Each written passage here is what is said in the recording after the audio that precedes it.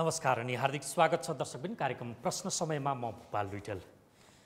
वर्षौंदेखि चितवन राष्ट्रिय निकुञ्जभित्र बस्दै आएका माडीका चेपाङको घरमा केही दिन अघि निकुञ्जले आगजनी गर्यो। सो घटना सेलाउन पाउँदा नपाउँदै निकुञ्जकै सुरक्षार्थ खटिएका सैनिकले कुटेर घाइते भएका एकजना 24 वर्षीय चेपाङ युवा राजकुमार चेपाङको मृत्यु भएको छ। वासस्थान जलाउनेदेखि मान्छे नै मार्नेसम्मका घटना भएपछि यति बेला चेपाङ समुदाय न्यायको खोजीमा छ। उनीहरू चाहन्छन् अहिलेको जस्तो घटना अन्तिम होस्, अर्थात् यस पछाडि यस्ता घट्ने नहुन्। तर राज्यको उपल्लो तहमा पहुँच नपुग्दा उनीहरू पटक पटक प्रताडित छन् र न्यायको खोजीमा वर्षौंदेखि भौतारिँदा पनि न्याय नपाएको गुनासोहरू बारम्बार आएका छन्। के चेपाङ समुदायको जीवन अन्यायमै व्यतीत हुने हो? भूमिपुत्र भनिने आदिवासी जनजातिहरू विरुद्ध किन राज्य दमनमा उत्रिरहेको छ? उनीहरूलाई न्याय दिने उपायहरू के हुन्? के राज्य निर्दयी बन्दै गइरहन्छ?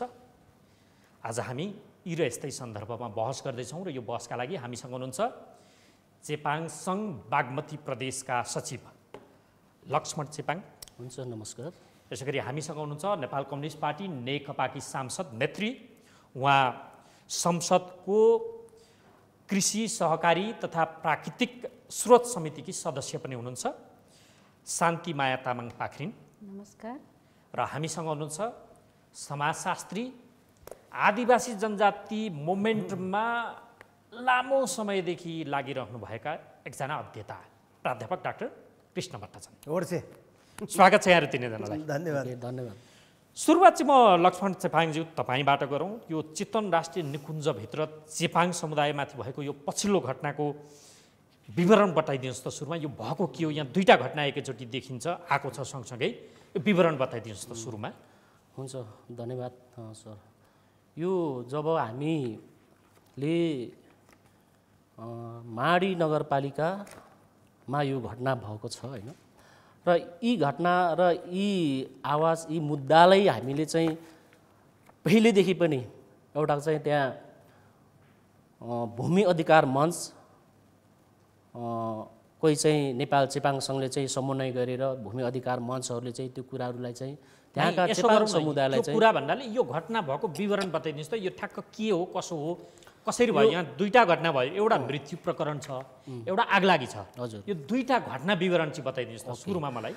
यो जब निकुञ्जमा कुसुम खोला, माडी नगरपालिका वडा नम्बर 9 कुसुम खोला भन्ने ठाउँमा जब यो घटना आयो, यो घटना भनेको चाहिँ त्यहाँका चेपाङ समुदायहरू र यो नेपालको अहिले चाहिँ यो विश्व कोरोनाले चाहिँ गाजिरहेको अवस्था र नेपाललाई पनि यसले चाहिँ अछुत नरहेको अवस्थामा र चेपाङ समुदायहरू र त्यहाँ कुनै बाहिरी आम्दानी गर्नु नसक्ने अवस्था र उसको चाहिँ जीविकोपार्जन गर्न वैकल्पिक व्यवस्था गर्नु नसकेको अवस्थामा यी घटनाहरू भयो। यी घटनाले गर्दाखेरि चाहिँ हामी नेपाल चेपाङ सङ्घ चाहिँ एकदम चेपाङ समुदाय चाहिँ त्यसमा चाहिँ के भयो भन्दाखेरि तपाईँको यही साउन 3 गतेका दिन तपाईँको यो राष्ट्रिय निकुञ्जको कसारा ब्यारेकबाट चाहिँ भोजराज पन्तको चाहिँ नेतृत्वमा 7 वटा चाहिँ हात्ती लगाएर केही दिन त्यहाँका मकै बालीहरू, अन्न बालीहरू मास्ने काम, फाड्ने काम र लतार्ने काम र केही घरहरू चाहिँ हात्ती लगाएर चाहिँ भत्काउने काम भयो र केही घरहरू चाहिँ त्यो अमानवीय ढङ्गबाट होइन, त्यो एउटा चाहिँ हेलत्तको ढङ्गबाट चाहिँ चेपाङहरूको चाहिँ यो घर अथवा यो गोठ जाबो भन्ने हिसाबले उहाँहरूको चाहिँ त्यो मानसिकताले गर्दाखेरि फेरि आगो लगाउने काम गरियो। र यसले गर्दाखेरि अझै पनि चेपाङ समुदायहरूलाई चाहिँ यो प्रशासन अथवा यो राज्य तहमा यो नीति कानुन चाहिँ जो हातमा लिएर चाहिँ प्रशासन चाहिँ चलाइरहेको छ, अझै पनि यिनीहरू चाहिँ जे गर्दा पनि हुँदो रहेछ, जे गर्दा पनि यिनीहरू सहेर बसी नै हुन्, यिनीहरूलाई लखट्नै पर्छ भन्ने खालको चाहिँ उहाँहरूको चाहिँ एउटा चाहिँ भाव, उहाँहरूको चाहिँ एउटा चाहिँ त्यो खालको चाहिँ नीति भएको चाहिँ देखिन्छ हजुर। तर यो आगजनीको प्रकरणमा नि लक्ष्मण चेपाङज्यू, चितवन राष्ट्रिय निकुञ्जको भनाइ र यहाँहरूको भनाइ चाहिँ बाजिरहेको छ। हजुर। उसले के भनिरहेको छ भन्दाखेरि जहाँ तिनीहरू आएर बसोबास गर्न खोजे तिनीहरूलाई वैकल्पिक बसोबासको व्यवस्था अन्यत्रै थियो। अन्यत्रै बसोबास हुँदाहुँदै पनि फेरि त्यहाँ फर्केर आएर त्यो जमिन हडपे मात्र होइन सालका रूप पनि काटाकाट गरेर उनीहरू त्यहाँ बसे काटे। त्यसकारण त्यो भत्काउन बाध्य भयो। तिनीहरूको ठाउँ नभएको होइन बस्ने, अर्को ठाउँ थियो। त्यहाँ हुँदाहुँदै पनि फेरि त्यहाँ आएर त्यो जमिन हडप्ने, त्यो पनि सालका रूप काटी भन्ने उसको भनाइ छ। त्यो विषयमा हजुरलाई चाहिँ प्रश्न पारौँ। तपाईँको कुसुम खोलामा 200 घर लगभग मैले डाटा त्यहाँको चाहिँ स्थानीयसँग चाहिँ गएर बुझ्दा त्यहाँ चाहिँ हामी अध्ययन गर्दाखेरिको अवस्थामा चाहिँ 205 घर धुरिएको चाहिँ सङ्ख्या आएको छ। र यसमा चाहिँ कुरा के हो भन्दाखेरि विगत वर्षहरूमा चाहिँ माडी पहिला पनि त्यसलाई चाहिँ स्थानान्तरण गर्नुपर्छ भन्ने खालको चाहिँ आवाजहरू चाहिँ उठाएका हुन्। निकुञ्जले पनि त्यहाँ पटक विभिन्न खाले विकास निर्माणको कामहरू चाहिँ रोक्ने, त्यहाँ चाहिँ आधारभूत आवश्यकताहरू पनि त्यहाँ परिपूर्ति गर्न नसकिने, जस्तै स्वास्थ्यको कुराहरू, शिक्षाको कुराहरू। एउटा त्यत्रो 200 जना परिवारहरू सङ्ख्याको भएको ठाउँमा तपाईँ एउटा स्कुल पनि नबनाइदिने, एउटा स्वास्थ्य केन्द्र पनि नभएको अवस्था थियो। र त्यहाँ बुझ्दाखेरि चाहिँ के थियो भन्दाखेरि चाहिँ त्यहाँ कुनै पनि विकासको निर्माणको कुराहरू चाहिँ नलाने र कुनै यातायातको साधनहरू पनि त्यहाँ पुग्न नसकिने। इभन त्यहाँका व्यक्तिहरू अथवा त्यहाँका समुदायहरू चाहिँ आपद विपद पर्दाको अवस्थामा चाहिँ एम्बुलेन्स धरि चाहिँ पठाउनु नमानिने खालको चाहिँ निकुञ्ज प्रशासनको चाहिँ एउटा नीति थियो। र त्यसले गर्दाखेरि अहिले यी कुरालाई चाहिँ त्यहाँका नगरपालिकाले एउटा चाहिँ अपनत्व लिएर र त्यहाँका केही साझेदारी संस्थाहरू त्यहाँ छिमेकी ब्याङ्कसँग चाहिँ साझेदारी गरेर यो घरहरू अथवा यो समुदायलाई चाहिँ अलिकति सहज ठाउँमा चाहिँ ल्याएर चाहिँ बस्नको लागि उनीहरूलाई चाहिँ सजिलो पार्नको लागि भन्ने हिसाबले चाहिँ अभियानहरू उहाँहरूले गर्नुभएको छ। त्यो मानेमा हामी सराहनीय मान्छौँ। तर तापनि के भयो भन्दाखेरि त्यहाँ प्याउलीमा लगभग 60 त्यहाँको साथीहरूलाई सोद्धाखेरि 90 घर चाहिँ त्यहाँ प्याउलीमा ल्याएर सारियो र 60 घर चाहिँ त्यहाँ राई गाउँ भन्ने, अब त्यहाँ चाहिँ नमुना बस्ती भन्ने अहिले नाम दिएको छ, त्यो ठाउँमा चाहिँ ल्याएर सार्ने भन्ने खालको कुरा गरियो र 55 घरधुरी चाहिँ त्यो पिउरै खोलामा ल्याउने भन्ने खालको कुराहरू भएको रहेछ। त्यो कुराहरू के भयो भन्दाखेरि चाहिँ उहाँहरूलाई चाहिँ घर बनाउने जमिन, उहाँहरूको चाहिँ पारिवारिक सङ्ख्या उहाँहरूको अध्ययन भएन के। तपाईँको पहिला 7 धुर जग्गा दिएर घर बनाएर उहाँलाई चाहिँ टुपुक्क यता पनि चल्न नपाउने उता पनि चल्न नपाउने होइन खालको त्यस्तोमा ल्याएर चाहिँ गोजारेर उनीहरूलाई चाहिँ अटसमटस बनाउने खालको चाहिँ भएको थियो। र त्यहाँ केही त्यहाँका चाहिँ माडी नगरपालिकाहरूले चाहिँ पालिकाले होइन यसलाई अलिकति फराकिलो बनाउनुपर्छ भन्ने हिसाबमा चाहिँ 1 गट्ठासम्म चाहिँ तलको पिरुई खोलालाई सहमति गरेका रहेछन् र माथि यो राई गाउँमा पनि त्यो खालको भएको रहेछन्। र केही घरहरू उहाँहरूले बनाउनु भयो। तर बनाउने क्रममा चाहिँ के रहेछ भन्दाखेरि त्यहाँका पुरानो उहाँहरूले चाहिँ जो कुसुम खोलामा चाहिँ घरहरू बनाइरहेका थिए, तर त्यही घरहरू चाहिँ पुरानो घरको चाहिँ सरसामान ल्याएर चाहिँ तल बनाउनु पर्ने, त्यो पनि एकदम अप्ठ्यारो भइरहेको अवस्थामा। अनि त्यो विवाद के भएछ भने पिरोई खोलामा पनि तपाईँको हुन्छ नि त त्यहाँ आसेपासे जब त्यहाँ प्रति ऐलेनी जमिनहरू छ, चौरहरू छ, त्यो चौरहरूमा चाहिँ ल्याएर राख्दाखेरि चाहिँ जब त्यो चौरभन्दा बाहेकको केही मान्छेहरूको चाहिँ नम्बरी जग्गाहरू उहाँहरूले चाहिँ चर्ची बसेका अथवा उनीहरूको चाहिँ दर्तावाला जमिनवालाहरू तीवाला व्यक्तिहरूले चाहिँ होइन यो वरपरको प्रति ऐलेनी जमिन चाहिँ हाम्रो मातहतमा हुनुपर्छ, यो हामीले चाहिँ कब्जा गरेका राखेका, यो चाहिँ दिनु पाइन्न भन्ने खालको चाहिँ उक्सवाट लाएर फेरि चेपाङलाई चाहिँ त्यहाँ घरै नबनाउने स्थितिसम्म चाहिँ पुगाएको रहेछ। त्यो भएर फर्किनु पर्यो। त्यो भएर फर्किनु पर्यो। अनि कुरा के भयो भन्दाखेरि चाहिँ अनि नगरपालिका त्यो ब्याङ्कहरूले चाहिँ सामानहरू पनि केही झारेका, अनि त्यहाँ निर्माणका सामग्रीहरू, तर त्यो नबनाउनु नदिने, त्यो घरहरू चाहिँ बनाउनु हुँदैन, यो जमिनमा हुँदैन भन्ने खालको कुराहरू चाहिँ त्यहाँको स्थानीयबाट पनि दाबी विरोध होइन प्रतिविरोधहरू भएछ। त्यसले गर्दाखेरि उहाँहरू चाहिँ अब कहाँ जानु होइन, उहाँहरूले चाहिँ यो लकडाउन पनि बाहिर कमाएर खाने ठाउँ पनि छैन, तर अब यो समयमा चाहिँ हाम्रो यो 6 महिना अथवा कति जेलसम्म चाहिँ हाम्रो यो निकास पाउँदैन, त्यो बेलासम्म चाहिँ त्यो भएको ठाउँमा गएर चाहिँ भएको अलि खराङखुसुङ गरेर अनि अन्नबाली लगाएर जीविकोपार्जन गरौँ भन्ने खालको कुरा रहेछ। अनि तपाईँको हजुरले जो कुराहरू आइरहेछ भने चाहिँ त्यति गर्दाखेरि आगो लगाइयो, हात्ती लगाएर। अनि एउटा कुरो के हो भन्दाखेरि तपाईँले भन्नुभयो नि निकुञ्जले चाहिँ चेपाङले चाहिँ पुरा साल काटेर सत्यानाश अनि तस्करी गरेछ भन्ने खालको तपाईँले भन्नुभयो नि। मैले होइन, त्यो त निकुञ्जले भने तपाईँलाई सुनाउनु हो, तर त्यो गलत हो। तपाईँको त्यहाँ त्यो चेपाङले त्यो साल काटेर कहाँ बेच्न लान्छन्? त्यो वरपर ल्याउँदाखेरि त्यहाँ साइकल पनि जाँदैन होइन, बोकेर ल्याउने अवस्था छैन।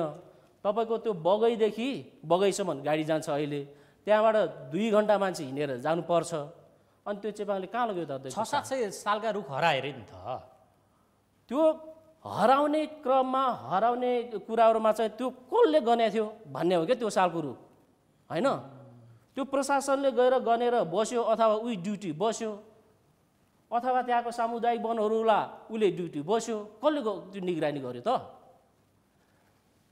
जब प्राकृतिक स्रोत साधनमा जता पनि विनाश हुन्छ, नाश हुन्छ, अनि हामी आदिवासी जनजातिका कुराहरू गर्छौँ र हामीले के भन्छौँ भने हामी भनेको चाहिँ प्राकृतिक स्रोत साधनलाई चाहिँ संरक्षण गर्दै त्यसको उपयुक्ततालाई चाहिँ दिगोपनामा चाहिँ हामी चाहिँ लैजानुपर्छ र भनेको चाहिँ प्राकृतिक स्रोत साधनसँग चाहिँ हाम्रो जीवन पद्धति चाहिँ अन्योन्याश्रित छ भनेर हामी भन्छौँ।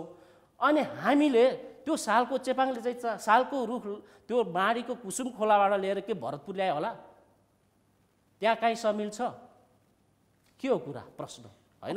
यसले गर्दाखेरि यो चाहिँ एकदमै नजायज कुराहरू मैले त्यही भनेको हो नि। प्राकृतिक स्रोत साधनमा विभिन्न खालको मान्छेहरू विभिन्न कम्पनीहरूले चाहिँ विभिन्न दोहन गरिरहेछ।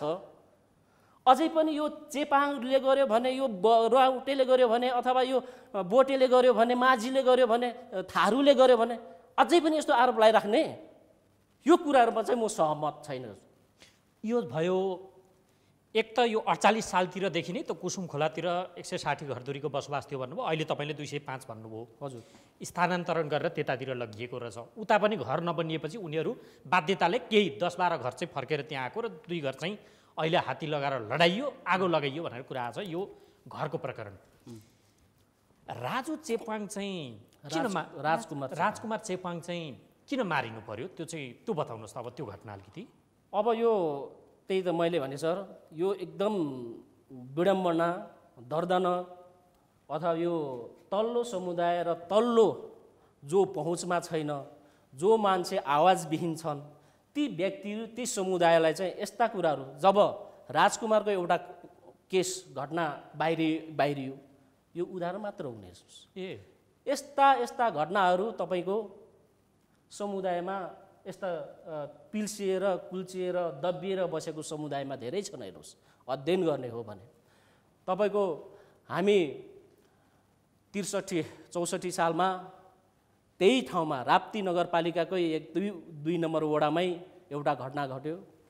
त्यतिखेर रेशम चेपाङलाई चाहिँ निकुञ्जको तपाईँको कर्मचारीबाट चाहिँ सिधै टाउकोमा गोली हानेर त्यहीँ मारिएको अवस्था। त्यतिखेर पनि हामीले एउटा आन्दोलन गऱ्यौँ, तर हामीलाई चाहिँ लाग्ने त्यो खोल अथवा त्यो हामीलाई लगाउने त्यो उनीहरूको चाहिँ गाली, यिनीहरू खालि जङ्गल जान्छन्, जङ्गल मासिन्छन्, जङ्गलका कुराहरू मात्रै नाश गर्छन् भन्ने खालका कुराहरू गए। तर त्यो कुराहरू गर्दाखेरि चाहिँ तपाईँको हिजो त्यहाँ चेपाङहरू कति सालदेखि भोग चलन गर्दै बसेका हुन् त? अथवा त्यहाँ आदिवासी जनजातिहरू कहिलेसम्मदेखि चाहिँ बसोबास भए त, वासस्थान गरे त? त्यो कुरालाई अध्ययन गर्नु पर्यो नि त। त्यसले गर्दाखेरि हिजोको तपाईँको हामी यो समुदाय हुँदै गर्दाखेरि तपाईँको के अरे प्राकृतिक स्रोत साधनमा चाहिँ दोहन हुने र अरू समुदाय आउँदाखेरि चाहिँ संरक्षण हुने भन्ने खालको कुरा त भएन होला नि। त्यो भावनाले राजकुमारको कुराहरू के हो भन्दाखेरि एउटा जनजातिभित्रका आदिवासी समुदायले चाहिँ मान्ने चाडपर्व चाहिँ साउने सङ्क्रान्ति एउटा मुख्य चाडपर्व हो। त्यो चाडपर्वमा विभिन्न खाले नयाँ भनौँ न चिजहरू, नयाँ चाहिँ खानपानहरू ल्याएर जो गरेर परिवारसँग चाहिँ मिलेर बसेर मिठो मसिनो भन्ने एउटा चाहिँ दिन हो। त्यो दिनमा चाहिँ उहाँ चाहिँ एउटा चाहिँ सामान्य माछा अहिले हल्ला मात्रै हो। तपाईँको त्यो घोकी अहिले त्यो तराईमा त्यो घोलघोलमा चाहिँ घोकी पाउने समय, उहाँ चाहिँ त्यो घोकी टिप्न जाने उहाँ मात्रै होइन, 7 जनाको ग्रुप थिए होइन, 2 जना महिला 5 जना पुरुष। उहाँहरूको चाहिँ टिममा जाँदाखेरि चाहिँ उहाँहरू चाहिँ जब जानुभयो खोलामा, खोला छेउछाउ होइन, त्यहाँ गएको अवस्थामा चाहिँ तपाईँको राजकुमार चेपाङका ग्रुपहरूलाई एकजना भनौँ न वनको प्रशासनबाट चाहिँ खटिएका भनौँ अथवा उहाँ चाहिँ आउटड्रेसमा हुनुहुन्थ्यो र त्यहाँको समुदायसँग चाहिँ हामी प्रत्यक्ष बुझ्दाखेरि चाहिँ उहाँ मादक पदार्थद्वारा चाहिँ तल्लीन हुनुभएको थियो। त्यसले गर्दाखेरि उहाँहरूले चाहिँ भकाभक चाहिँ गोत्न थालेछन्। तपाईँको कसैले चाहिँ लात्तीले हिर्काउने, लट्ठीले हिर्काउने, अनि उहाँहरूले प्रतिकार पनि गर्नु सक्थ्यो होला त्यो ग्रुपले, तर उहाँले चाहिँ फोन गर्दै ल यहाँ आऊ यति म यहाँ यतिजना मान्छे छ यहाँ आइहाल भन्दै अनि तर्साउँदै तिनीहरूलाई चाहिँ कुटेको अवस्था त्यो कुट्दै गर्दाखेरि चाहिँ जब उहाँहरू चाहिँ एकदमै रोइ कराइ पनि गर्नु सक्नु भएन छ, आफ्नो घर सुटुको आउनु भएछ अनि आएर बसेछ। अनि उहाँको आमालाई हामीले सोद्धा अनुसन्धान गर्दाखेरि चाहिँ मेरो छोरो तपाईँको घोकी खोज्न गएको अनि बेलुका आउँदाखेरि चाहिँ एकदमै नसके जस्तो लथ्रक गर्दै आयो। अनि के भयो बाबु भन्दा पनि बोल्नु सक्ने अवस्था पनि थिएन, अलि एकदमै लत्रिएको अवस्थामा थियो र 1-2 दिनसम्म चाहिँ केही नबोलिकन सुत्यो मेरो छोरो। अनि त्यसपछि 5औं दिनमा 6औं दिनमा चाहिँ झन् गाह्रो भयो। उहाँले चाहिँ बस्दैखेरि अथवा सुतिरहेको अवस्थामा चाहिँ खक खोक्दाखेरि चाहिँ ब्लडको थेग्राहरू चोक्टाहरू निक्लेको अवस्था देखियो, खुनै बमिट गर्यो। अनि त्यसले गर्दाखेरि चाहिँ उहाँले चाहिँ 7 गतेको बेलुका चाहिँ एकदमै नसक्ने स्थिति भएपछि अब त्यो मेडिकलबाट पनि सामान्य दबाई ल्याएर खाएको अरे, त्यो कम भएन छ। अनि मान्छे चाहिँ अब बिरामी लास्टै स्टेज पुगेपछि तपाईँको ल हस्पिटल लानुपर्छ भन्ने हिसाबले पनि सबैजना चाहिँ जर्जम्मा भएर हस्पिटल ल्याएका र हस्पिटल ल्याउँदाखेरि चाहिँ बाटैमा चाहिँ उहाँ चाहिँ मृत्यु भएको अवस्था। ओके, अब जिसमा तपाईँले विवरण बताउनु भयो, यो बताइरहँदा नेपाली सेनाको आधिकारिक मैले धारणा लिने प्रयत्न गरेका थिएँ, उहाँहरूले दिन अस्वीकार गर्नुभयो। यो विषय अन्डर इन्भेस्टिगेसनमा अनुसन्धानकै क्रममा छौँ, हामीले अनुसन्धान टोली गठन गरेको छ र त्यो आए पछाडि हामी बोल्छौँ भन्नुभयो, उहाँले दिन अस्वीकार गर्नुभयो। तर अनौपचारिक रूपमा सेना के भन्छ भन्दा कुटिएको 1 गते, मृत्यु भएको छ 7 गते, सेनाले कुटेरै उनको हत्या भयो अथवा मारियो भन्ने कुरा अलिक मिलेन कि अलिक तर्क मिलेन कि भन्ने सेनाको दृष्टिकोण छ। यसलाई सेनाले अस्वीकार गर्यो, यो त हामीलाई बदनाम गराउने काम हो भन्छ सेना। कुरो कता नमिलेकै पनि हो कि त्यस्तो लाग्छ? कुरो नमिल्ने भन्दा 1 गते कुटियो 7 गते मारियो मृत्यु भयो भनेपछि कुरो त्यही त आयो नि। तपाईँको जब मान्छे एक्सिडेन्ट हुन्छ नि, एक्सिडेन्ट हुँदाखेरि तपाईँको यो जिउै पेलेर जाँदा पनि केही मिनेट केही समय त मान्छे छटपटाइराखेको आँखा हेरिरहेको अवस्था त हुन्छ होइन। तपाईँको हामी काहीँ ल आज चाहिँ मानव कुनै ठाउँबाट चाहिँ एक्सिडेन्ट भयो अथवा लडियो अथवा बेसरी काम गरियो र जिउ दुखेको महसुस हुँदैन, तर भोलिसम्म पर्सिबाट त्यो दुखाइहरू चाहिँ बेसी भइरहेको अवस्था हुन्छ क्या। त्यो भावनाले घटना त्यही नै हो। त्यही दिन जब उहाँले चाहिँ तपाईँहरूको दाबी सेनाले कुटेकै कारण हो, प्रत्यक्ष हुन्छ। अब म तपाईँसँग केही बेरमा आउँछु, तपाईँले विस्तृतमै यो विवरण बताएपछि अब हामीलाई सजिलो पनि भयो। माननीय शान्ति तामाङ पाखरिनज्यू, अब म तपाईँ कहाँ आउँछु। यो सरकार कम्युनिस्टको सरकार, यसको आधार बेस थिम नै के छ? शोषकका विरुद्ध लड्ने, शोषितका हक हितमा काम गर्ने भन्छ यो सरकारले। तर यहाँ त यही कम्युनिस्टको सरकार अल्पसङ्ख्यक गरिब निमुखा उनीहरूको वासस्थान आगजनी गर्ने, हात्ती लगाउने, घर लडाउने हुँदा मान्छे पनि कुटेर मार्ने तहमा उद्धत भयो। के गर्न खोज्या यो सरकारले? बडो यो भन्दा पनि भाव्यल हुने अवस्था कि कम्युनिस्टको सरकारले यो तहमा पुर्यायो। ओहो, कल्पना छैन, कल्पना गर्न सकिन्न। यो घटना सरसर्ती उहाँले नै भन्नुभयो। यही घटनाले गर्दा हाम्रो कृषि सहकारी तथा प्राकृतिक स्रोत समितिको पनि अत्यन्तै गम्भीर ध्यान आकर्षण भयो र हामीले पनि आजै मात्र बैठक राख्यौँ र छलफल चलायौँ। हामीले यो जुन घटना यो चितवन राष्ट्रिय निकुञ्जका सीमावर्ती क्षेत्रमा बसोबास गर्दै आउनुभएका चेपाङ समुदायको बीच र राष्ट्रिय निकुञ्ज अन्तर्गत सेना बाट घटाएको घटना अहिले त्यही रूपमा चर्चामा आएको छ र यो सम्बन्धी हामीले पनि आज बैठक गर्दा दुःख लाग्यो। यहाँ दुईटा कुरा, एउटा अत्यन्तै गरिब सीमान्तकृत अल्पसङ्ख्यक अत्यन्तै निमुखा जसको पहुँच राज्यको जसको पहुँच राज्यमा कमै मात्र त्यसमा आउँदैन। एक त तपाईँले क्लस्टरले विभाजित गरिदिनु भएको छ, 68,379 सङ्ख्या र 68 को जनगणना अनुसार सुन्नुहोस् न 5-6 जिल्लामा बस भनेर त्यो पनि विभाजित छ। ठिक छ।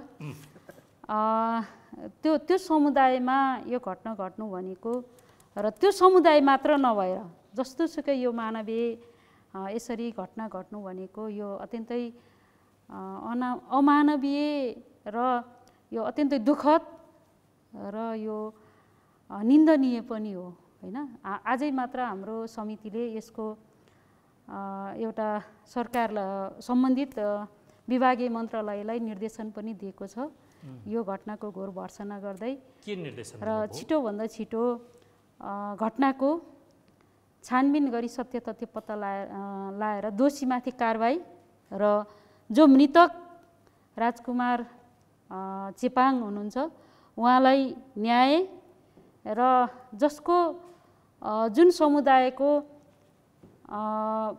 बसोबास गरेका स्थानमा आगो लागि भएको छ र हात्ती लगाएर जुन खालको हरकत गरेको छ त्यसको उच्च छानबिन गरेर व्यवस्थित बसोबासको लागि हामीले निर्देशन दिएका छौँ। त्यसो भएको हुनाले यो मध्यवर्ती क्षेत्र व्यवस्थापनमा भएको घटना योभन्दा अगाडि पनि उहाँले भन्नुभयो अगाडि पनि भइसकेको अवस्था र त्यो अझ जसरी आउनु पर्थ्यो त्यो नआएको र अहिले चाहिँ केही आएको र यसले केही ठाउँ लिएको छ। न्यायको लागि केही हदसम्म अगाडि पहल बढेको छ र हाम्रो समितिले अघि तपाईँले भन्नुभयो जस्तै यो सरकार झन्डै 2/3 सरकार कम्युनिस्टको सरकार यो शासकको होइन, यसले शासित गर्न आएको होइन कि यो चाहिँ जो कमजोर निमुखहरू छ त्यसको चाहिँ एउटा सहयोगी बन्नको निम्ति आएको, तर पनि यो चाहिँ शासकले जस्तो मान्छे मार्न लगायो, यो चाहिँ मान्छेलाई हात बनायो भन्ने ढङ्गले भन्दाखेरि चाहिँ, तर यो चाहिँ कदापि मैले स्वीकार्दिनँ। किन स्वीकार्दिनँ भन्दाखेरि यो एउटा मध्यवर्ती क्षेत्र बिचमा भएको जुन निकुञ्जको मध्यवर्ती क्षेत्रमा भएको जुन खालको घटना छ यो घटनाले हामी चाहिँ सरकार पक्षको र हामीले त्यो गर्नै लागेको, निर्देशन दिएर गर्नै लागेको, योजनाबद्ध गर्नै लागेको त्यो कुरा होइन। यो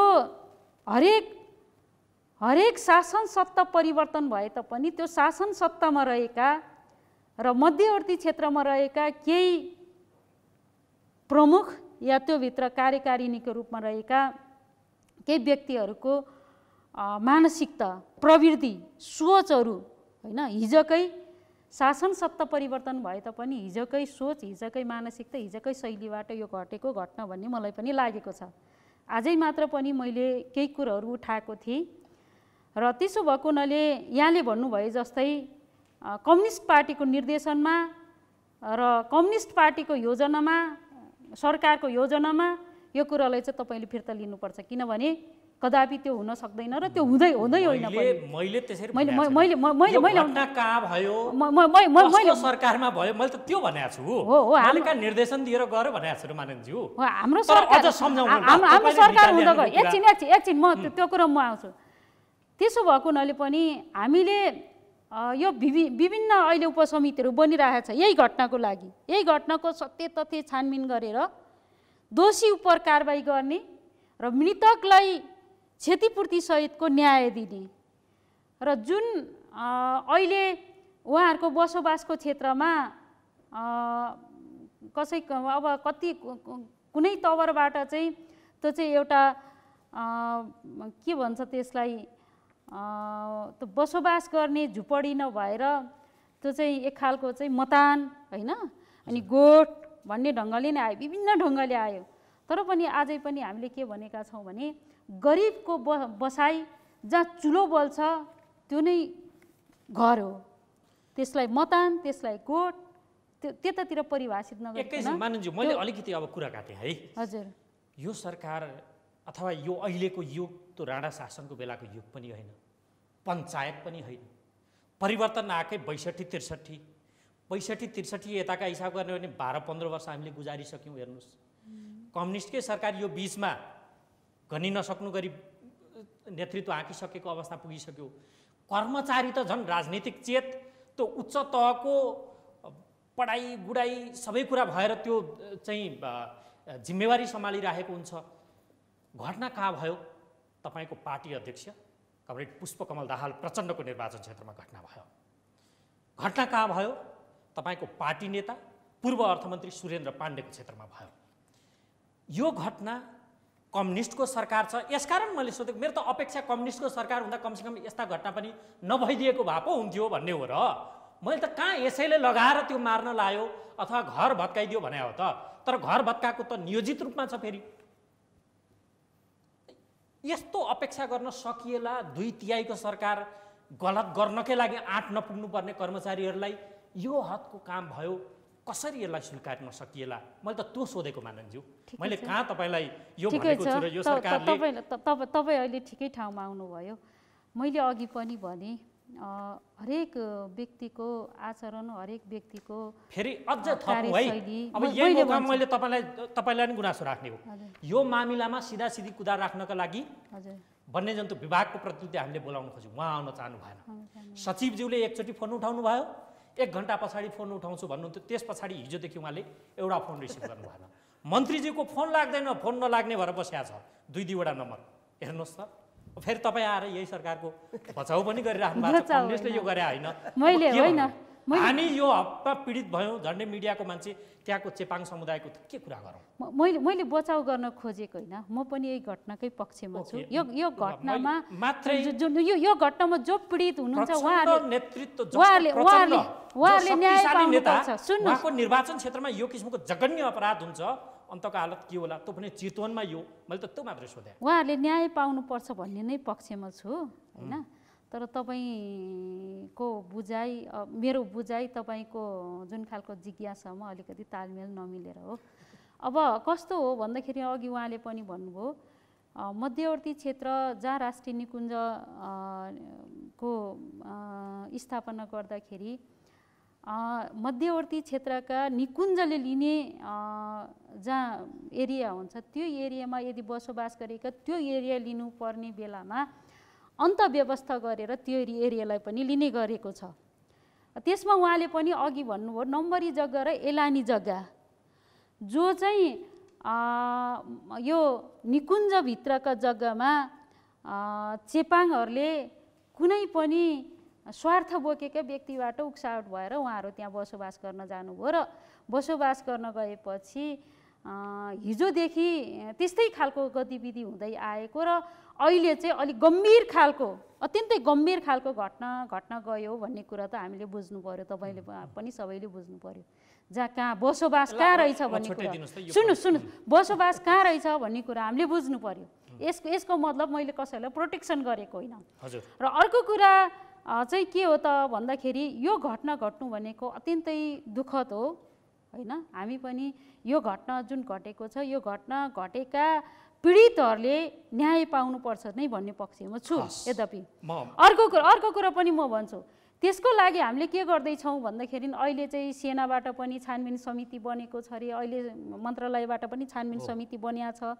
अहिले हाम्रो कृषि तथा सहकारी प्राकृतिक स्रोत समितिबाट पनि हामी भोलि नै हामी समिति बनिया छ, उपसमिति बनिया छ। हामी भोलि नै पनि त्यहाँ हामी जाँदैछौँ। सुन्नुहोस्, जाँदैछौँ हामी म के बोल्दिनँ भन्दाखेरि हामी एउटा जिम्मेवारले के बोल्नु हुँदैन भन्दाखेरि सत्य तथ्य घटना के हो, यो नहुनुपर्ने घटना भयो। कुनै पनि मध्यवर्ती क्षेत्रमा बसेका र प्रकृतिसँग अन्यन्याश्रित सम्बन्ध राखेको आदिवासी जनजातिहरू प्राकृतिक स्रोत साधनको संरक्षण सम्वर्धन गर्दै उपभोग गर्ने जाति जसले त्यसको संरक्षण र सम्वर्धन पनि गर्छ। र आदिवासी जनजातिहरूको एउटा महान चाडमध्येको यो साउने सङ्क्रान्तिमा जसले घोगी टिप्नका लागि, घोगी खोजी गर्नका लागि गएका थिए र निर्मम ढङ्गले कुट्दै अर्को कुरा अझ मैले त अरू पनि सुनेको थिएँ। यो चाहिँ अब हामीले समाचारमा सुनेका कुराहरू पत्र पत्रिकामा पढेको कुराहरू, यद्यपि हामी त्यो ठाउँमा गएर एक्ज्याक्ट कुरा हामीले सुन्न पाएको छैन, जाँदैछौँ। र अझ पुसअप गर्न लाउने, दाउरा बोक्न लाउने भन्ने कुरा पनि हाम्रो समितिमा आएको थियो। यो भनेको अत्यन्तै अमानवीय र क्रूर पनि हो। त्यसो भएको हुनाले सत्य तथ्य के हो त भन्ने कुरा हामी पत्ता लगाउनको लागि र हाम्रो समितिले एउटा पीडामा जो छटपटिरहेको छ, जसले राष्ट्रिय निकुञ्जको आफ्नै नीति नियम कानुन र अधिकार र यसको चाहिँ कार्यक्षेत्र हुन्छ, त्योभन्दा बाहिर गएर यो खालको गतिविधि गर्नु भनेको यो अत्यन्तै बर्बरता र अत्यन्तै यो मानव अधिकार विपरीत पनि हो। त्यसो भएको हुनाले यो न्यायको निम्ति र उहाँहरूकै पक्षमा जसले अन्याय गरेको छ, जो अन्यायमा परेको छ, एउटा जो सीमावर्ती क्षेत्रमा जो त्योभित्र प्रवेश गरेर जुन गतिविधि गर्नु हुँदैन थियो त्यो गर्नु भनेको पहिलो कुरो त्यो हुन्छ मानिन्छु। म तपाईँसँग केही बेरमा आउँछु, निकै नै बेर भयो, झन्डै आधी घन्टा भएछ। डाक्टर भट्टराजन त दर्शक जस्तो हुनुभयो, यो साँच्ची कुरा फेरि आउनु पनि थियो पृष्ठभूमि। डाक्टर भट्टराजन, अब यो तपाईँ एउटा समाजशास्त्री, हामी जस्ता भुइँ मान्छेले सोच्ने भन्दा यहाँका दृष्टिकोण पनि कुनै न कुनै रूपमा फरक नै आउँछन्। अझ यहाँ त लामो समयदेखि यो आदिवासी जनजातिको मुभमेन्टमा पनि हुनुहुन्छ। यो चितवन प्रकरणलाई तपाईँ कसरी टिप्पणी गर्नुहुन्छ? सुरुवात यहीँबाट गरौँ त तपाईँसँग। अब छोटकरीमा भन्नु पऱ्यो भने, फेरि व्याख्या गऱ्यो भने धेरै समय लाग्ला होइन। चितवनको घटना यो पहिलो पनि होइन, अन्तिम पनि होइन। यसको लामो श्रृङ्खला छ। पृथ्वीनारायण शाहभन्दा अगाडि गोर्खा लिगली कोडबाट, त्योभन्दा नि अगाडि लमजुङबाट होइन, यो सबै कुराहरू यो श्रृङ्खलाबद्ध रूपमा आउँछ। त्यसकारण त्योबाट भिन्न कुरा होइन, एक नम्बर। दुई नम्बर, यसमा के हो भने यो खस आर्य नस्लवादको यो पराकाष्ठाको एउटा आँखी झ्याल मात्रै हो। त्यो त्यस्तो कति छ। विगतमा पनि थिए। चेपाङ र कुसुन्डालाई एउटै उसमा लिन्छ। कुसुन्डा गोली नलागिकन उनै नभइकन सबै सिद्धिसके। अब चेपाङ पनि त्यही बाटोमा राज्यले हिँडाउँदैछ कि त्यही भएर खस आर्य नस्लवादको यो पनि परिणाम हो। अर्को चाहिँ के हो भने उहाँले पनि भन्नुभयो, मान्यज्यूले, यो मानवता विरुद्धको अपराध हो, क्राइम अगेन्स्ट ह्युम्यानिटी नै हो होइन। मानव अधिकारको पनि घोर उल्लङ्घनको कुराहरू पनि हो। अनि अर्को कुरा के हो भने यो चेपाङ विरुद्ध र समग्रमा आदिवासी विरुद्ध पनि त्यो जेनोसाइडको यो श्रृङ्खलाबद्ध त्यो प्रारम्भिक घटनाहरू हो। किनभने मैले भने नि यो श्रृङ्खलाबद्ध एकदम सिस्टमेटिक हो, पद्धतिगत आक्रमण एकपछि अर्को पछि अर्को भइरहेछ। अब यो फेरि अरू कति सुन्नुपर्ने हो, त्यो देख्नुपर्ने हो, भोग्नुपर्ने हो। अब मान्यज्यू जस्तो पार्टीको तपाईँले भन्नुभयो एउटा शब्द म एउटा सिद्ध्याउँ। अनि यो चाहिँ प्रत्यक्ष हिंसा पनि जोडिएको छ, जुन कि यो ज्यान मार्ने उद्योगै हो, होमिसाइडै हो त्यो कि राजु चेपाङलाई जुन मारिएको छ त्यो चाहिँ होमिसाइडै भएको। अनि यसमा प्रत्यक्ष हिंसा पनि यो एक घटनामा पनि छ र संरचनागत हिंसा पनि छ। अनि अघि अर्जुनजीले भन्नुभएको छ नि, त्यहाँ संरचनागत हिंसा पनि छ। उहाँले भन्नुभयो जस्तै, लक्ष्मणजीले भन्नुभयो जस्तै संरचनागत हिंसाको साथसाथै सांस्कृतिक हिंसा पनि भएको छ। यो हिंसाको एउटा मात्रै छैन, प्रत्यक्ष मात्रै हुँदैन। अब आदिवासी विरुद्ध यो सबै खालको हिंसाहरू पहिले पनि भएको छ, अहिले पनि भइरहेको छ। र आदिवासीहरूले अब मान्यज्यूहरू जस्तो पार्टीको पुच्छर भएर, पार्टीकै प्रवक्ता जस्तो भएर, पार्टीको लागि सबै कुरा गर्ने आदिवासीहरू भएपछि फेरि नियति चाहिँ यसमा न्याय पाउँदैन। उहाँले जतिसुकै न्याय पाउँछ भने पनि आदिवासी ज्युरिस्प्रुडेन्स, इन्डिजिनियस ज्युरिस्प्रुडेन्स जबसम्म हुँदैन, त्यो भनेको हाम्रो अलरेडी छ नि कस्टमरी। उहाँहरू आदिवासी भएर बोल्न सक्नुहुन्न? बोल्नुहुन्न। उहाँहरू त सबै त्यो पपेट हो, त्यो पपेटै हो। पार्टीले हराएको नत्र आज उहाँको मान्छेहरू अरू आउँथ्यो नि त, पार्टीको जिम्मेवार मान्छे, आर्मीको जिम्मेवार मान्छे तपाईँलाई बोलाएको नआएर उहाँ आदिवासी तामाङलाई किन पठायो? उहाँ त आइदिनु भयो। म त खुसी छु। पनि आज मात्र होइन, यो त हामीले जहिले पनि देखिरहेछौँ हजुर हो कि। त्यसकारण तर डाक्टर साहब, यहाँ अब मैले तपाईँलाई कुरा काट्नुपर्ने भयो अलिकति है। यो चाहिँ खस नस्लवादी के शब्द प्रयोग गर्दै हुन्थ्यो? खस आर्य नस्लवादी हो खस आर्य नस्लवादी संविधानै त्यही छ त भन्न त मलाई पनि त्यसैको संविधानै त्यही छ त अनि भन्न त मलाई पनि तपाईँ त्यसैको प्रतिनिधित्व भएर सोध्दैछस् भनिदिनु होला खैर मैले त सोध्नै पर्यो है यदि त्यो हो भने मैले एक हिसाबले सैद्धान्तिगत रूपमा अलिकति यसलाई अर्कोतिर मोड गरेँ किन त्यस्तो भयो यो यो यो यो व्यवस्था यिनीहरूले भन्दै गरेको त अब साम्यवाद व्यवस्थामा जाँदैछौँ पनि भन्छन् नि त समाजवाद है त्यो पछाडि पुग्ने त फेरि साम्यवाद हो कल्पना हेर्नुहोस् है समाजवाद नै पुगेछ अब यो कम्युनिस्टको थ्योरीले यहाँ वर्ग हुन्न यहाँ जात हुन्न यहाँ धर्म हुन्न भन्छ अनि तपाईँ भन्दै हुनुहुन्छ यही गभर्मेन्टले यो व्यवस्थालाई रुल गरिरहेछ त्यो कम्युनिस्टको सरकारले रुल गरेको व्यवस्थामा खस आर्य नस्लवादीय सोचको एउटा आँखिजाल हो यो भनेर तपाईँ ट्याग लाउँदै हुनुहुन्छ कहर पत्याउँ अब यस्तो छ हेर्नुहोस् तपाईँले अब यहाँ तपाईँले एकदम ठुल्ठुलो कुरा गर्नुभयो होइन मैले त उनीहरूले भन्ने होइन बुझ्यो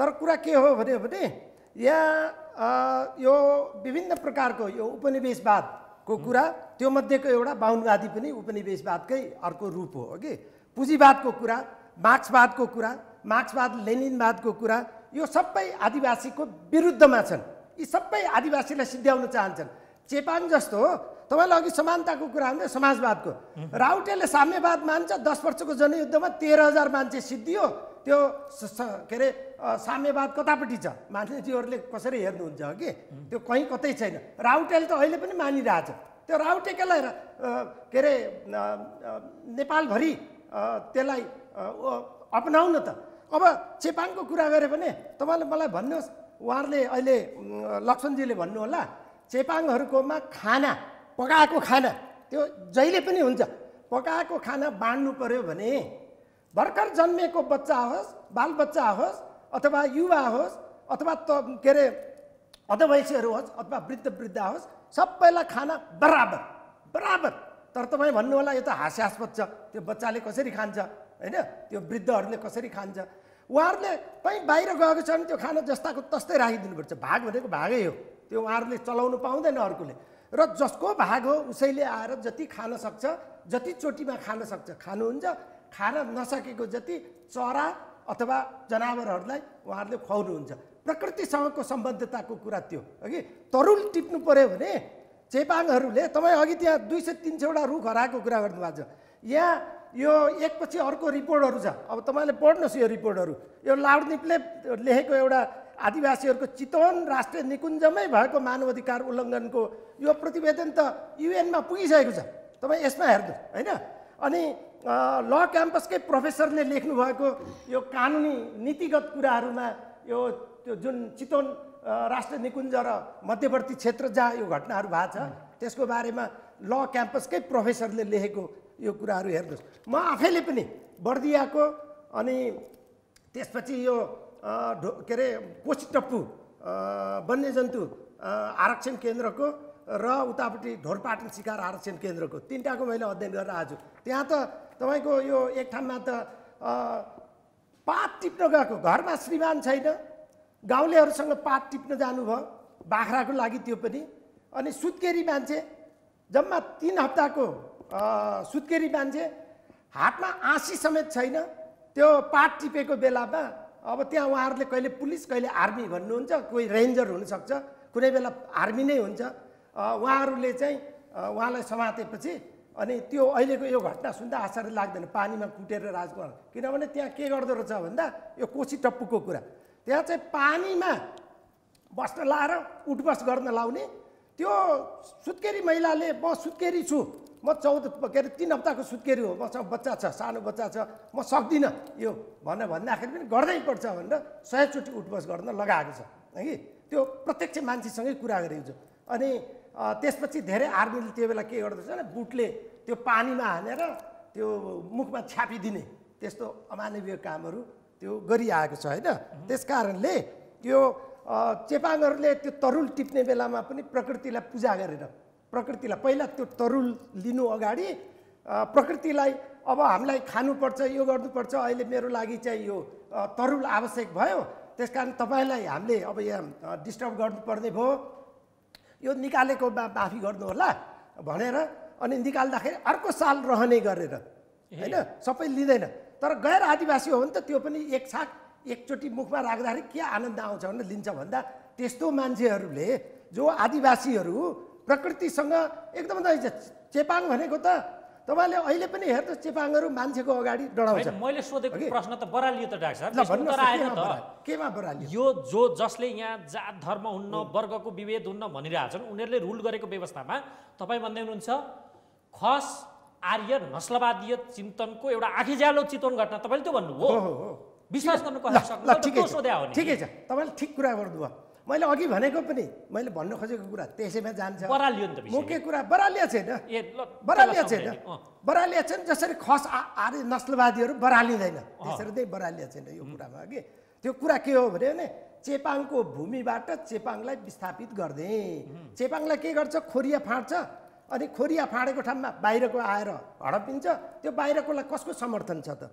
त्यो लाल पूर्जा बनाइदिने त्यो सबै गर्ने यिनीहरूले त्यो गर्छन् भन्ने पत्याउने भने तपाईँलाई सुन्नुहोस् न, यहाँ अरू कुरा हेर्नु परेन, तपाईँ आफै पढेर मलाई भन्नुहोस्। मैले त त्यो कता पनि तपाईँले दर्शकलाई यो प्लेटफर्म त तपाईँको लागि उपयुक्त छ नि, अलिकति जिस्ट बताइदिनु न। होइन यहाँ युएनकै एउटा रिपोर्टमा लेखेको छ, युएनको रिपोर्टमा के लेखेको छ भने चेपाङको जति पनि जमिन छ त्यो नेपाल सरकारले आफ्नो भन्छ है।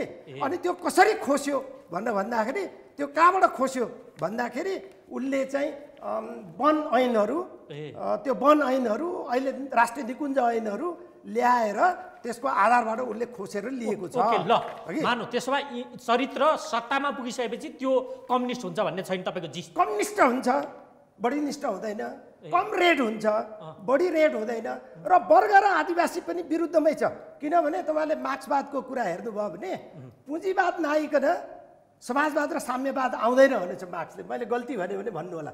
पुँजीवाद आउँदाखेरि नै पुँजीले के गर्छ भने आदिवासीलाई चाहिँ विस्थापित गरिदिने, त्यहाँको भूमिमा रियाल काट्ने, त्यहाँको स्रोतमा रियाल काट्ने, अनि चेपाङ जो खोरिया फाँडेर बस्छ उसको भूमिमा उसलाई धपाउँदा माथि भिरैमा, त्यही भएर पिपुल अफ स्टोन भन्छ, ढुङ्गाको मान्छे भन्छ, पहरातिर पुर्याउने।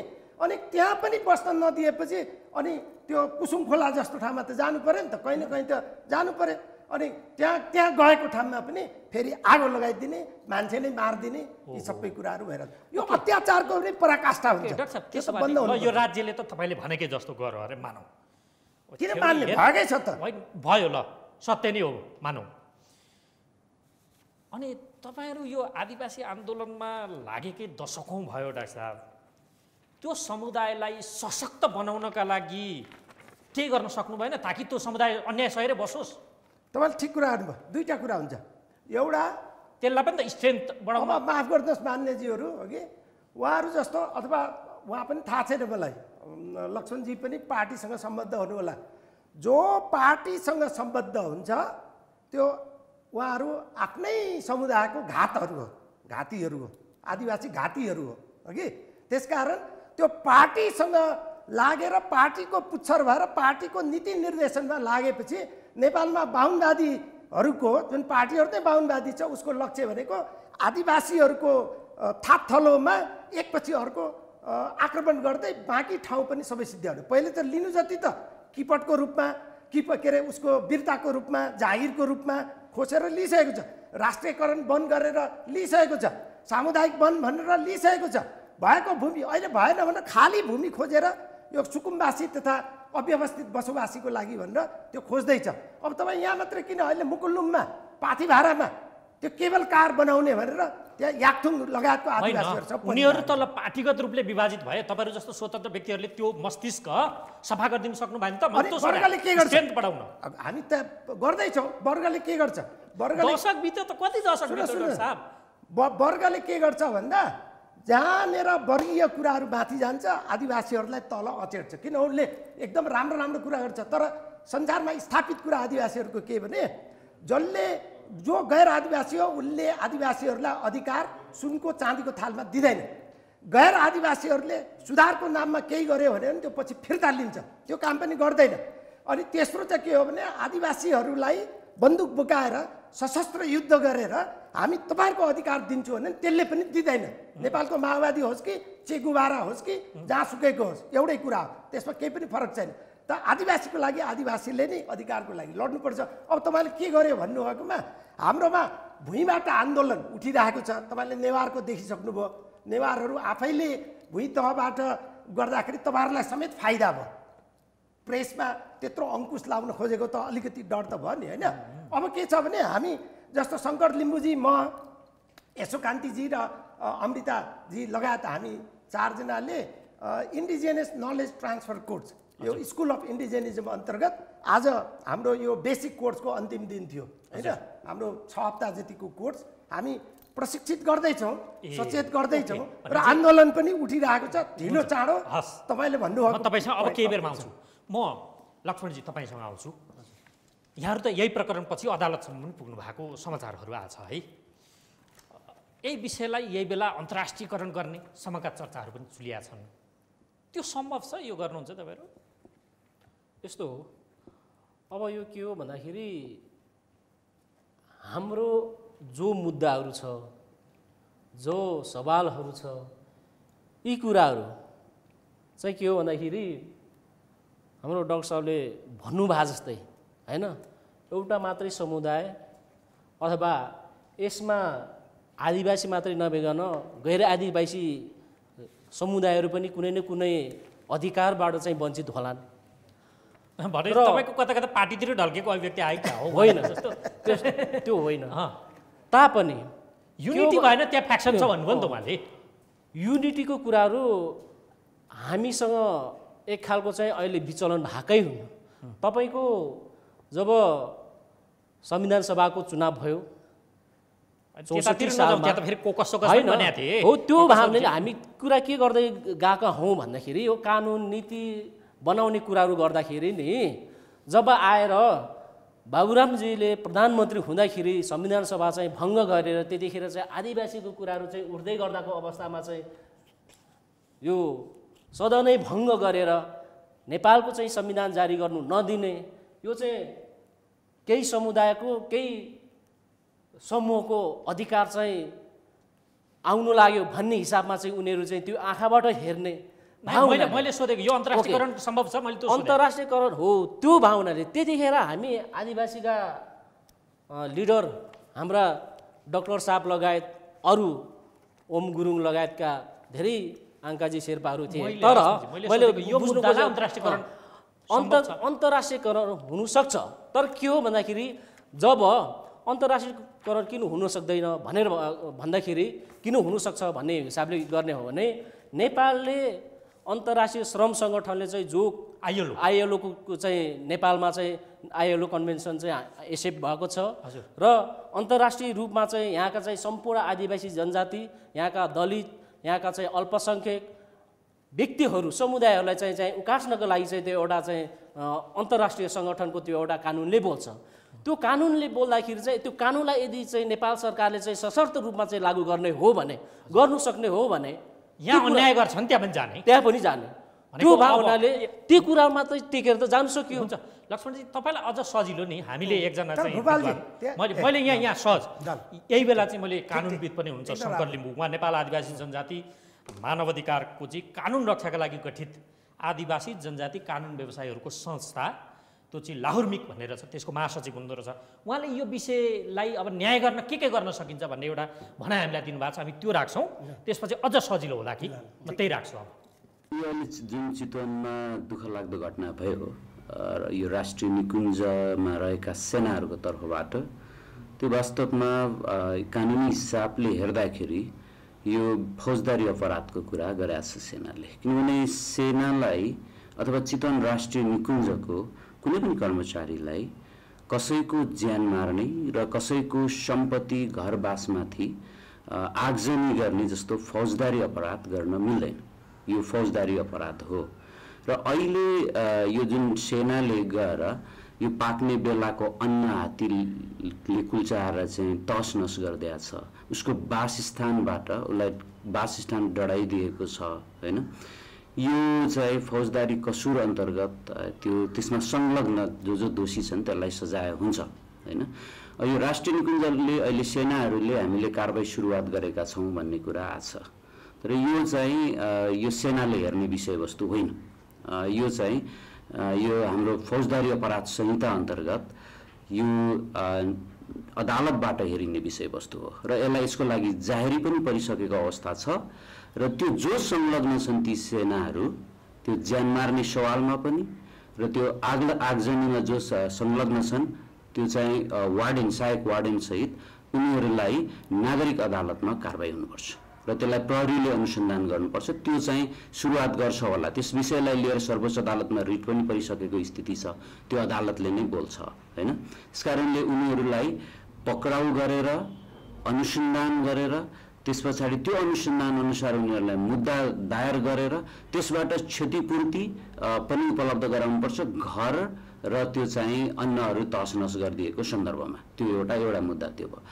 अर्को कुरा के हो भने चितवन राष्ट्रिय निकुञ्जमा यो मात्र पहिलो घटना होइन। योभन्दा अगाडि शिखारामलाई पनि कसरामा लगेर कसरा भन्ने त्यो चाहिँ कार्यालय जुन निकुञ्जको कार्यालय छ त्यहाँ सेनाले र त्यहाँका वार्डेनहरू मिलेर अमानवीय तरिकाले शिखारामलाई मारिएको स्थिति हो। शिखारामलाई मारिसकेपछि त्यहाँ अर्को पनि घटना भएको छ। एकजना तामाङलाई पनि मारिएको छ। त्यस पछाडि एकजना दलितलाई पनि मारिएको छ र चेपाङलाई अहिले जुन मारिएको यो पछिल्लो घटना हो। यसकारणले सेनाहरूले लगातार यसरी मान्छे मार्ने जुन कुरा भएको छ यो चाहिँ अन्तर्राष्ट्रिय कानुनको आधारमा पनि यो सेनाहरूलाई कारबाही हुन्छ र यो अन्तर्राष्ट्रिय अदालतमा यसलाई अन्तर्राष्ट्रिय निकायमा यो मुद्दाहरू लैजान सक्ने परिस्थिति सिर्जना हुन्छ र मलाई जहाँसम्म जानकारी भए अनुसार विभिन्न मानवाधिकारमा काम गर्ने सङ्घ संस्थाहरूले यसको तयारी गरिराखेको स्थिति छ। अहिले सेनाले आफ्नो कुरालाई ढाकछोप गर्नको लागि उसले कारबाहीको अगाडि बढाएको भन्ने कुरा गरेको छ। तर के कारबाही अगाडि बढायो भन्ने कुरा प्रष्ट छैन। मुख्य कुरा के हो भने अहिले जुन चितवन राष्ट्रिय निकुञ्जमा सेना शङ्कर लिम्बुजीले एउटा के कुरा राख्नुभयो भने हुन त यो सेनाभित्रको लोकतान्त्रिकरणको विषय बारम्बार पनि आउने गर्छ। मेरो उद्देश्य सेनाको विषय यहाँ ल्याएर विवाद पार्ने पनि होइन नियत, तर उठाउनै पर्ने अवस्था पनि आयो। एकजना दार्शनिक मैक्सिम गोर्कीले के भन्दा रहेछन् भने एक ठाउँको अन्याय संसारभरको न्यायका लागि धम्की हो। यो कम्युनिस्टहरूको त आदर्शवाद वाक्य पनि हो, वचन पनि, यो ठान्छन् पनि। नेपालमा भएको अन्याय त संसारभरको न्यायका लागि पक्कै पनि धम्की होला। सेनाले अनुसन्धान गर्ने विषय होइन, यो नागरिक अदालतबाट टुङ्गा लगाउनुपर्छ। यदि होइन भने अन्तर्राष्ट्रिय अदालत त पुग्न सक्छ ढोका। तपाईँ जस्ता व्यक्तिहरूलाई अघि डाक्टर भट्टचन्द्रले के भनिदिनु भयो, पार्टीको पुच्छर पुपेट भने त कठपुतली जता पनि नाच्ने, त्यस्तोसम्म आक्षेप लगाइदिनु भयो, आरोप लगाउनु भयो। विश्वास कसरी गर्न सकिएला? फेरि तपाईँ भन्दै हुन्छ हामी न्याय दिनु, भोलि नै त्यहाँ पनि जाँदैछौँ। हेर्नु विरोधाभास पनि भयो। एकातर्फ यो सेनाले अनुसन्धान गर्ने विषय र नागरिक अदालतबाट टुङ्गिनुपर्छ, डिसमिस गर्न दिनुहुन्न भनिएको छ। फेरि त्यहाँका चेपाङहरू चाहन्छन् यही घटना अन्तिम होस्। तर फेरि विगत सम्झिँदा बारम्बार यो घटना भए, यो घटना अन्तिम हुने छाँटकाट सायद नहोला, कामना गरौँ अन्तिम होस्। के गर्ने अब पहिला चाहिँ म भट्टचन्द्र दाइको कुरामा अलिकति आउँछु। मलाई छोटकरीमा जवाब दिनुपर्छ है। अब यो अब के चाहिँ हो भन्दाखेरि भट्टचन्द्र दाइले भनेको पपेट, यो अब पुच्छर, यो अब के शब्द हुन्छ नि, यो चाहिँ अझ म त दाइलाई एकदम धन्यवाद बधाई भन्न चाहन्छु। मेरो व्यक्तिगत होइन, यो हाम्रो आन्दोलनको होइन, ठिक छ भन्न चाहन्छु। किनभने पहिला त दाइले एकदमै एग्रेसिभ, अब बाहुन छेत्री भने त चटचट काट्नुपर्छ, पार्टीको मान्छे भेट्दो गर्दन छिनाउनुपर्छ भन्नुहुन्थ्यो पहिला संविधान सभामा। अहिले यतिसम्म भनेको त यो केही पनि होइन पपेट यस्तो यस्तो। तर म के भन्छु भने हामी समाजको एउटा कम्युनिस्ट पार्टीले, हाम्रो कम्युनिस्ट पार्टीले अथवा जुनसुकै कम्युनिस्ट पार्टीले अन्तर्राष्ट्रिय जाति हुनेछ भन्ने हाम्रो सिद्धान्त छ, महिला र पुरुष। र नेपालको सन्दर्भमा मैले भन्दाखेरि के भन्छु भने हाम्रो जाति विविधता छ, सांस्कृतिक, धार्मिक, होइन, वेशभूषा, तपाईँको यो चाहिँ क्षेत्र विविधता छ। यो विविधताभित्रको एकता नै हाम्रो अत्यन्तै सुन्दर पक्ष हो। म के भन्छु भने भट्टचन्द्र दाइलाई पनि यहीबाट हामीले यो जातिगत रूपमा अत्यन्तै यसरी एकदम क्रूर भएर अब यसरी लाग्नु र अर्को कुरा हरेक निर्णयको, हरेक नीति निर्माणको माध्यम भनेको चाहिँ पोलिटिक्स नै हो। त्यो भएर हामीले एउटा जातलाई जाति बिचमा टुटाउने, फुटाउने, जाति बिचमा चाहिँ विविधता ल्याउने, अनि कुनै पनि अब डलरको भरमा चाहिँ हामीले यो खालको प्रचारबाजी गर्ने त्यसमा चाहिँ होइन। हामीले एउटा यो सुन्दर देश नेपाल, हाम्रो एउटा सुन्दरता यस्तो छ, हरेक जात जातिको विविधताको एकतामा यस्तो सुन्दरता छ। यो सुन्दरतालाई चाहिँ कस्तो अब धमी ल्याउने यो खालको भन्दा पनि हामी विविधताभित्र एकताभित्र चाहिँ हाम्रो सुन्दरता छ भन्ने चाहिँ हामीले बिर्सनु हुँदैन र जातिगत रूपमा हामी अत्यन्तै एग्रेसिभ भएर लाग्नु हुँदैन भन्ने हो। अर्को कुरा यही घटनामा अलिकति म त्यहाँ पनि आउँला। यही घटनामा पनि खास गरी मलाई के लाग्छ भन्दाखेरि अब यसमा फेरि पार्टीको पगडी गुदेको होइन, पार्टीकै पथमा हिँडेको त भन्छन्। अब मार्क्सवादले कहिल्यै पनि यो जात ठिक, यो जात बेठिक, जनजाति बेठिक, ब्राह्मण क्षेत्री ठिक, यो कुनै पनि वादले भन्दैन होइन। वादले भन्छ, मार्क्सवादले के भन्छ भने वर्गको कुरा गर्छ। त्यसो भएको हुनाले पनि यो माडी घटनामा पनि वर्गसँग जोडिएको कुरा हो। सँगसँगै नेपालको सन्दर्भमा केही मात्रामा हिजोदेखि केही एकाध जातहरूले राज्यको शासन सत्ता सम्हाल्दै आएको र शासन सत्ता सम्हाल्दै शासन गर्दै आएको हुनाले अहिले पनि त्यही खालको चाहिँ केही अवशेषहरू बाँकी रहेको हुनाले हामीलाई त्यो लाग्नु अस्वाभाविक होइन, स्वाभाविक हो।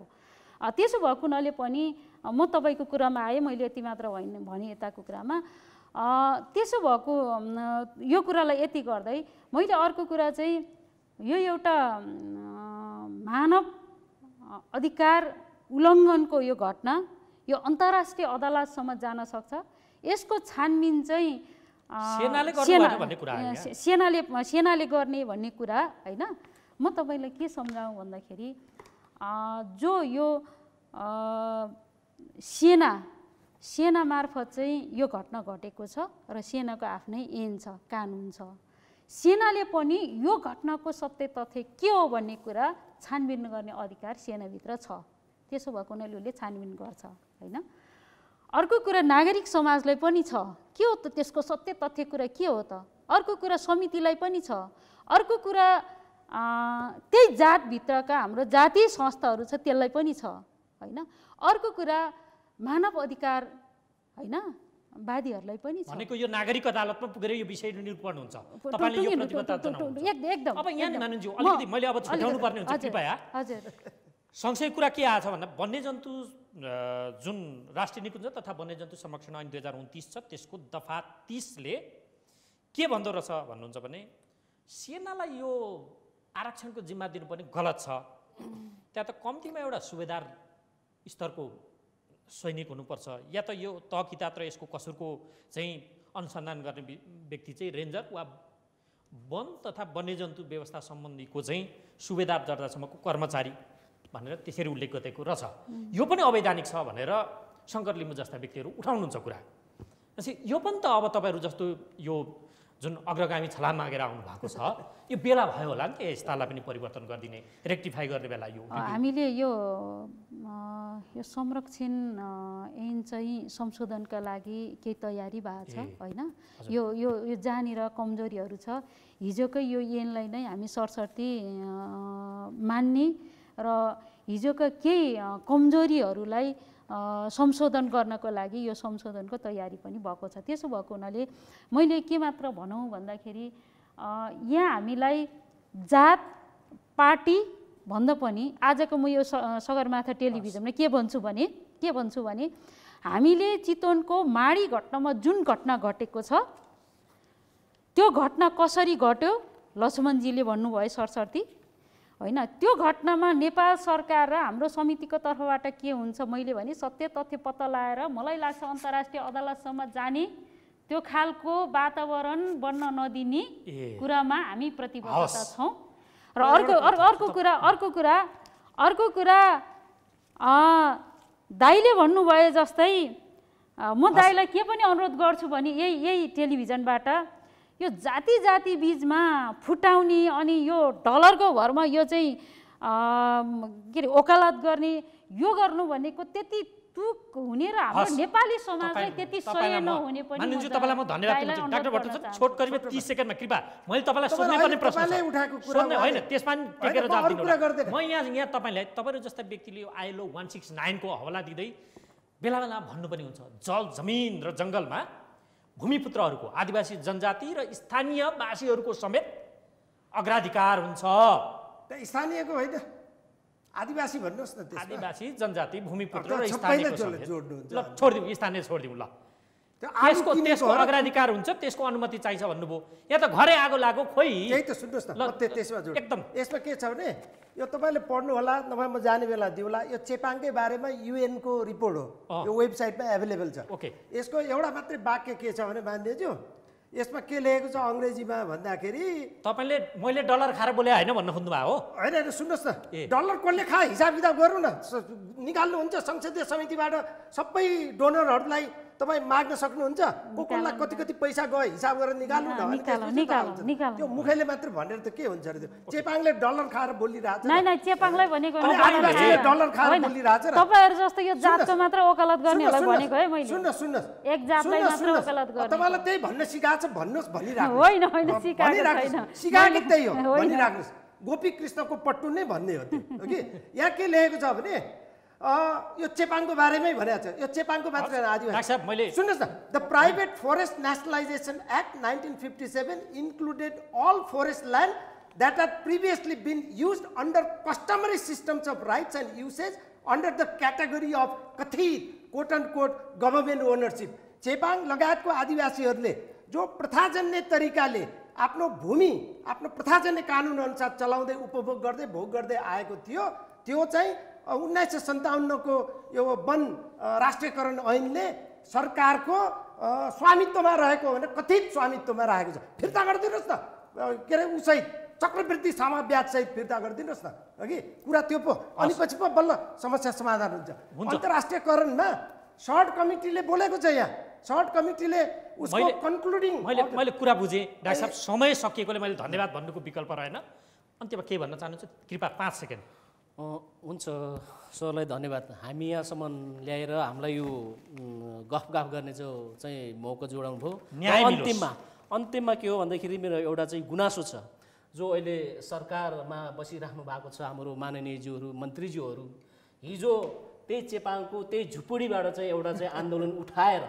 अहिले विभिन्न महल आसनमा चाहिँ पुग्नु भएको छ विभिन्न कुर्सीहरूमा चाहिँ तेर्सेर बस्नु भएको छ त्यही हिजो चाहिँ खोला तरेको लौरोलाई चाहिँ बिर्सिएर अहिले चाहिँ फेरि बिर्सिनु भएको छ यो मानेमा आम चेपाङ समुदाय चाहिँ आपत्तिजनक धन्यवाद र आदरणीय दर्शकहरू कार्यक्रमको निर्धारित समय सकिएको छ चितवनमा चेपाङ समुदायको वासस्थानमा राज्य स्तरबाटै भएको आगजनी र मृत्यु प्रकरणभित्रका खास पाटाहरू के हुन् के चेपाङ समुदाय आजीवन अन्यायमै बस्नुपर्ने हो त भन्ने सन्दर्भको यो बहसमा सहभागी भइदिनु भएकोमा नेपाल चेपाङ सङ्घ बागमती प्रदेशका सचिव लक्ष्मण चेपाङ त्यसैगरी नेपाल कम्युनिस्ट पार्टी नेकपाकी सांसद उहाँ चाहिँ कृषि समितिको सदस्य पनि हुनुहुन्छ शान्तिमाया तामाङ पाखरिन र समाजशास्त्री प्राध्यापक डाक्टर कृष्ण भट्टाचार्य यहाँहरू तिनैजनालाई पुनः एकपटक धेरै धेरै धन्यवाद र अर्को अङ्कमा अर्को विषयवस्तुका साथ तपाईँहरू भेट हुने हुन्छ हामीलाई आजलाई बिदा दिनुहोस् नमस्कार।